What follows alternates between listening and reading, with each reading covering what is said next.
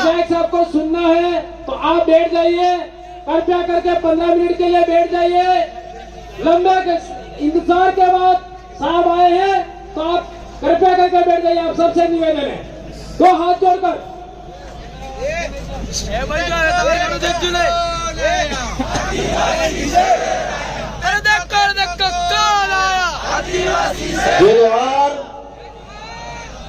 एक जय बोलाऊंगा, सबने बोलू है। मैं बाबा की जय। किन जय बोला जी?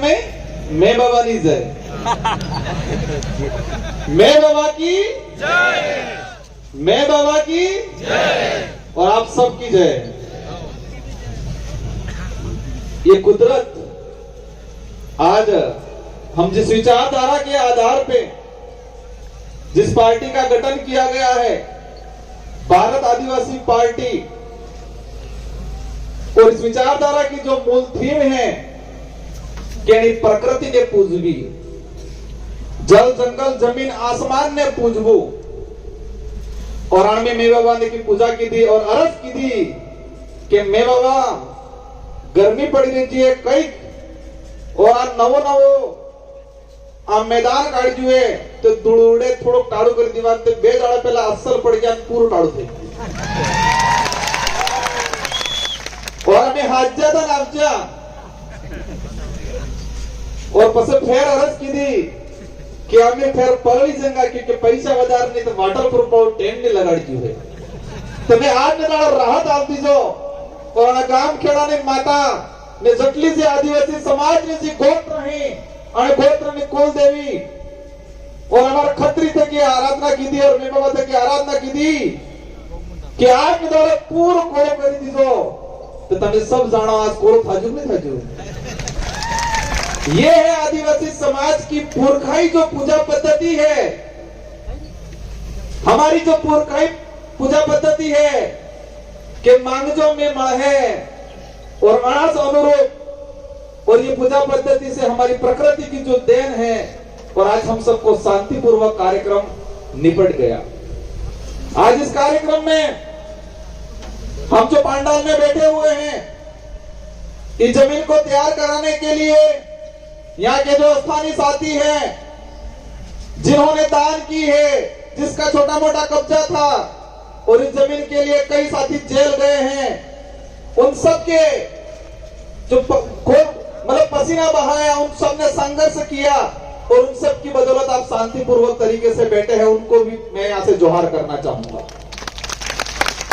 राजस्थान का प्रशासन, डूंगरपुर का प्रशासन सोच रहा था कि भारत आदिवासी पार्टी आ रही है तो कार्यक्रम कहां कर रहे हैं, अभी तक जिला मुख्यालय पे कोई तैयारी नहीं की है, और 3 दिन पहले प्रशासन को पता चलता है कि आदिवासी प्रेरणा स्थल बनाया गया है 84 विधानसभा क्षेत्र के अंदर, और आदिवासी प्रेरणा स्थल पर पूरे देश के आदिवासियों को आमंत्रित किया गया है। ये 4 दिन पहले पता चला प्रशासन को, और ये गांव के साथी, ये ब्लॉक के साथी, उनकी मेहरबानी।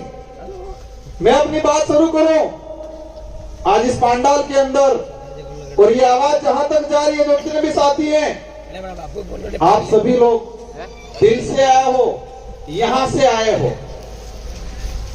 फ्री में लाई हुई, पैसों से बुलाई हुई ये भीड़ नहीं है, ये भीड़ दिल से आई हुई भीड़ है, और आप सबका मैं तहे दिल से स्वागत अभिनंदन करता हूं। आज आजादी के बाद हमारी जो विचारधारा है, और इस विचारधारा के आधार पे ये जो पार्टी बनी है, और ये पार्टी पहली बार देश में और इस क्षेत्र के अंदर लोकतंत्र स्थापित करने का काम करेगी, और संविधान की जो मूल भावना है और लोकतंत्र की जो वास्तविक परिभाषा है उसको धरातल पे लाने का काम ये भारत आदिवासी पार्टी करने वाली है। इस पार्टी को बनाने के लिए कई जनों ने योगदान दिया, और इस पार्टी के आधार पे आने वाले समय में हमारे आने वाली पीढ़ी का भविष्य सुधारेंगे, जल जंगल की जमीन की लड़ाई लड़ेंगे, संवैधानिक हक अधिकार की लड़ाई लड़ेंगे, और कमल कांग्रेस की खटिया खड़ी करेंगे। हम क्या थे, क्या बना दिया।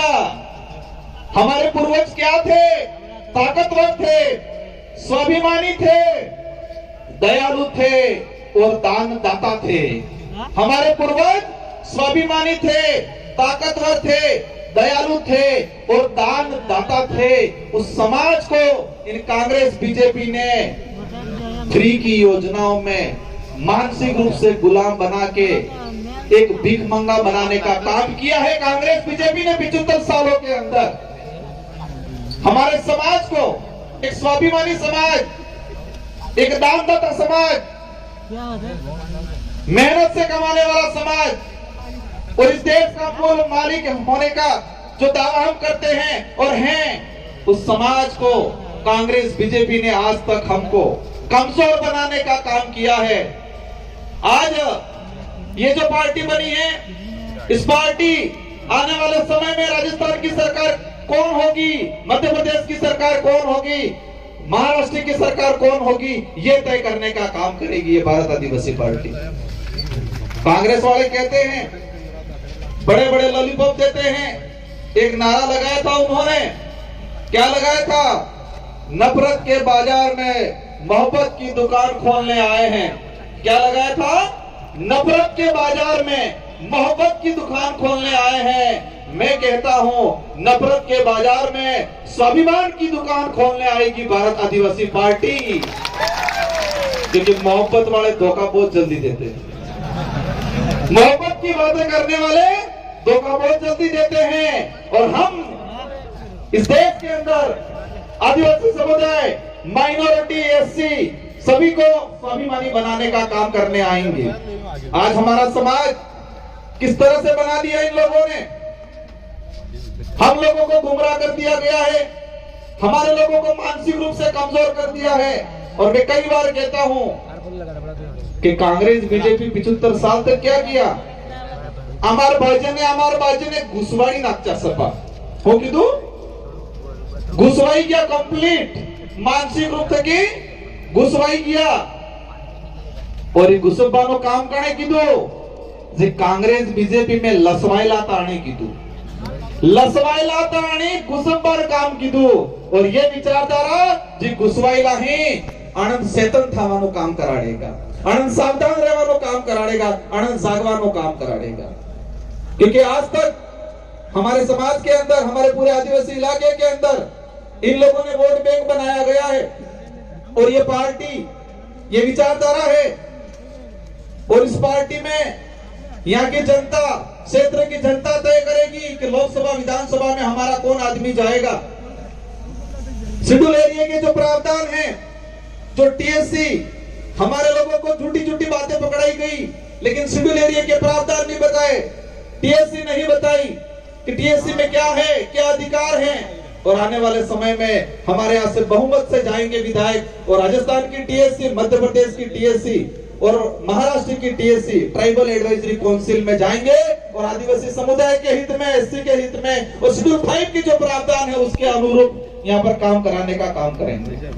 आज कई लोग कहते हैं हम भी विधायक बने थे, मैं विधायक बन गया तारे टी शर्ट पहनता हूँ। कई कहते हैं 16 चुनाव लड़े हो थावानो है, और 84 की जनता और सागवाड़ा की जनता ने ऐसी गोली दी कि कांग्रेस बीजेपी वाला रिजल्ट आया तो बेहोश हो गए और मोड़ासा जाके हॉस्पिटल में भर्ती होना पड़ा मुझे। और फिर कहने लगे ये जीत के गए हैं, लेकिन उनको चेयर नहीं मिलने वाली है। संविधान में प्रावधान है और आपकी ताकत हमारे साथ जुड़ी थी और आपकी ताकत से हमारी ताकत दुगुनी हुई। और हम आदिवासी समुदाय के हित में, एसटी एससी माइनॉरिटी के हित में शेड्यूल एरिया के प्रावधानों के लेके विधानसभा में आवाज उठाई और राजस्थान के मुख्यमंत्री को मजबूर होना पड़ा और आदिवासी दिवस पे सरकारी अवकाश घोषित करने का काम किया। पहले डूंगरपुर जिले की बात करें तो 2 साल के अंदर एक बार मुख्यमंत्री आता था और आपकी खोट की वजह से अब 1 महीने में 5 बार मुख्यमंत्री आ रहा है। ये आपकी एकता है, आपकी ताकत है। आपका खौफ ऐसा है कि देश का मुखिया जो बन के बैठे हुए हैं, जो देश को बर्बाद कर रहे हैं, मोदी जी भी आ गए, अमित शाह भी आ गए, राहुल गांधी भी आ गए। क्या ये खौफ बरकरार रखना है कि नहीं रखना है? ये खौफ बरकरार रखना है, कहना है उनको कि सब आ जाओ, तो भी इस क्षेत्र की जनता बहकाम में आपके फ्री की योजनाओं में आने वाली नहीं है। आज कई लोग कहते हैं कि क्षेत्र पार्टियां क्या होती है। आज जो लोग आए साथी, आज उनको जाने के बाद मनोबल तोड़ने वाले बहुत सारे मिलेंगे। क्षेत्र पार्टियां कहां तक रहती है? क्षेत्र पार्टियां अगर नहीं होगी तो हमारा भारत देश नहीं होगा। मैं क्या कहना चाह रहा हूं कि क्षेत्र पार्टियां अगर नहीं होगी तो ये देश नहीं रहेगा, ये तानाशाही हो जाएगा, हिटलर शाही शासन हो जाएगा इस देश के अंदर। और क्षेत्रीय पार्टियों की वजह से ही इस देश में आम जनता के हित में कानून बने हैं आज तक। और आज तानाशाही सरकार है क्योंकि एक तरफा बहुमत है। आप सबको अवगत करा देना चाह रहा हूं कि यूपीए की सरकार बनी 2004 के अंदर, सेकंड यूपीए की सरकार बनी 2008 में, और देश के अंदर जो आम जनता के हित में जो कानून बना है, जो कांग्रेस आज उसके आधार पे वोट मांगती है, कहती है कि रोजगार गारंटी हम लाएं, सूचना का अधिकार हम लाएं, खाद्य सुरक्षा अधिनियम हम लाएं, वो झूठा दावा करती है। उसके इतिहास बताऊंगा इस मंच के माध्यम से। अगर क्षेत्रीय पार्टियां 2004 में यूपीए की सरकार बनी, 15 संगठनों ने समर्थन दिया और कांग्रेस को कहा देश के अंदर अगर रोजगार गारंटी का कानून नहीं लाओगे तो हम आपको समर्थन नहीं देंगे, और कांग्रेस को मजबूरन उस समय रोजगार गारंटी कानून लाना पड़ा, इसकी इच्छा से नहीं लाई। ये ताकत है क्षेत्रीय पार्टियों की। क्षेत्रीय पार्टियों की वजह से सूचना का अधिकार अधिनियम आया, क्षेत्रीय पार्टियों की वजह से शिक्षा का अधिकार अधिनियम 2009 बना। अगर क्षेत्रीय पार्टियां नहीं होती तो ये जितने भी जो अधिनियम बने हैं, वो अधिनियम आम जनता के हित में जो बने हैं वो नहीं बनते। और आप देख सकते हो उसका उदाहरण 2014 के बाद एक तरफा भाजपा की सरकार आई और उस सरकार ने सभी कानूनों को कमजोर करने का काम किया, आईटीआई को कमजोर करने का काम किया, नरेगा कानून को कमजोर करने का काम किया, खाद्य सुरक्षा अधिनियम को कमजोर करने का काम किया। इसलिए क्षेत्रीय पार्टियां जब तक इस देश में जीवित रहेगी तब तक ये देश रहेगा, देश का संविधान रहेगा। और जो लोग देश का नाम बदलने की बात करते हैं, जो लोग देश का नाम बदलने की बात करते हैं, कौन कर रहा है देश का नाम बदलने की? कौन बात कर रहा है? भाजपा के लोग कह रहे हैं कि हम देश का नाम बदलेंगे। उनको 2023-24 में एहसास कराना है कि जो देश का नाम बदलने की बात करते हैं, जो संविधान बदलने की बात करते हैं, जो आरक्षण खत्म करने की बात करते हैं, उन लोगों को वापस गुजरात भेज देना है। कहां भेजना है? गुजरात भेज देना है। उनको एहसास कराना है कि ये भीड़ अब भीड़ नहीं रही है, भीड़ने वाले हो गए हैं, और ये भीड़ने वाले आने वाले समय में लोकतंत्र की वास्तविकता समझाने का काम करेंगे। साथियों, उदयपुर संभाग के अंदर बांसवाड़ा के अंदर तानाशाही की जा रही है। बांसवाड़ा में आरक्षण को लेकर जो आंदोलन हुए उसमें परेशान किया जा रहा है। बांसवाड़ा में एट्रोसिटी एक्ट को लेकर हमारे भाई थाने में गए, 200 लोगों पे मुकदमा किया गया है। उन बांसवाड़ा के मंत्रियों को भी एहसास कराना है कि ये राजतंत्र नहीं, ये लोकतंत्र है, और लोकतंत्र की परिभाषा 2023 में हम आपको दिखाएंगे। साथियों, हम लोग उन लोगों को भी आह्वान करना चाह रहे हैं कि हमें शांतिपूर्वक तरीके से, हमें किसी प्रकार के बेवजह उग्र आंदोलन नहीं करना है, क्योंकि काकरी डुंगरी में हम शांतिपूर्वक तरीके से हमारे साथी आंदोलन कर रहे थे। कमर कांग्रेस के लोगों ने मिलके हमारे लोगों को फंसाया गया, वहां पर जाके जबरदस्ती धांधली करवाई।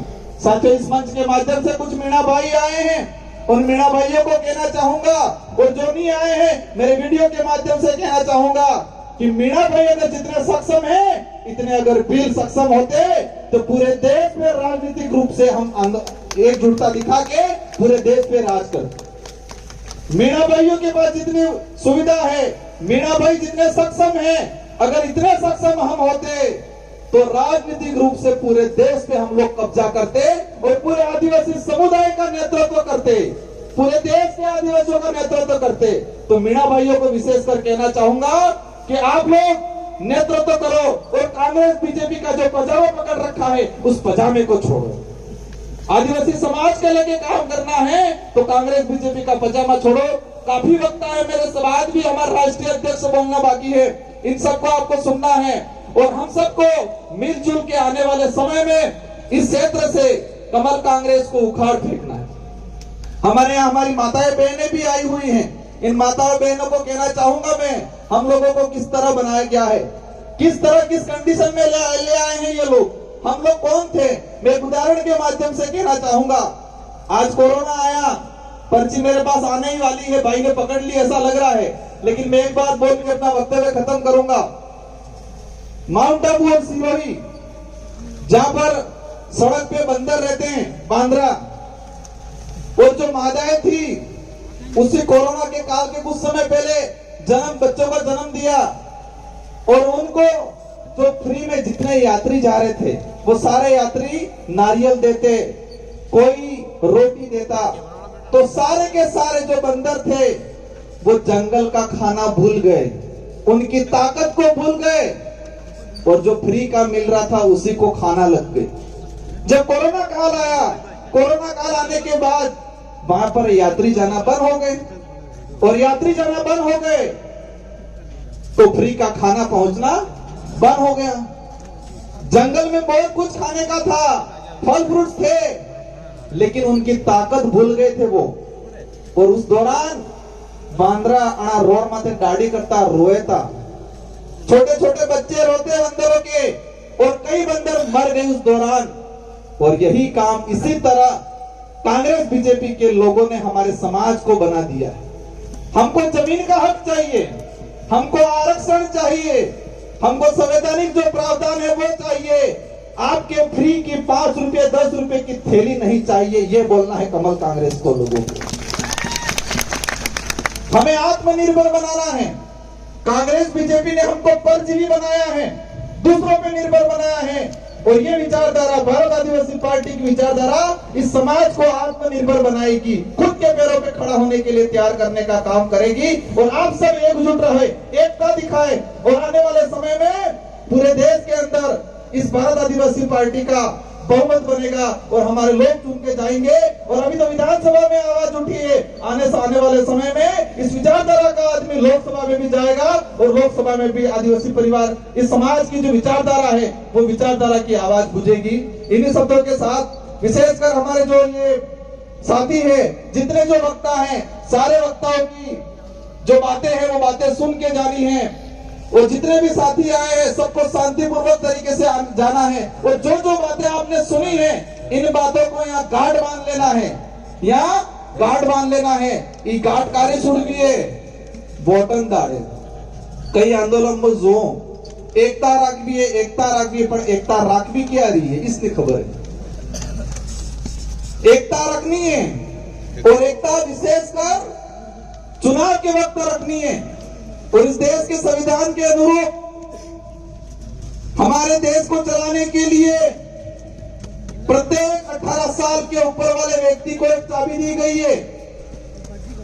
18 साल से ऊपर वाले प्रत्येक व्यक्ति को एक चाबी दी गई है, और वो है मतदान। मतदान नहीं करवो, इन्हें उपयोग करवो है, मत का अधिकार है हमारा। और ये वोट वाली दी चाबी है, ये लोकतंत्र की कुंजी है। और एकता कब रखनी है, ये चाबी लगाने के वक्त एकता रखनी है। और कांग्रेस बीजेपी का ताले पे ऐसी चाबी लगानी है कि इनका ताला जंग खा जाए और कभी नहीं खुले, और भारत आदिवासी पार्टी का दरवाजा खुल जाए, और इस दरवाजे से संवैधानिक प्रावधानों के तहत हमको अधिकार मिले। ये काम करना है, ये एकता रखनी है। इन्हीं शब्दों के साथ आप सबको धन्यवाद, आभार। जय जोहार, जय भारत, जय भीम प्रदेश।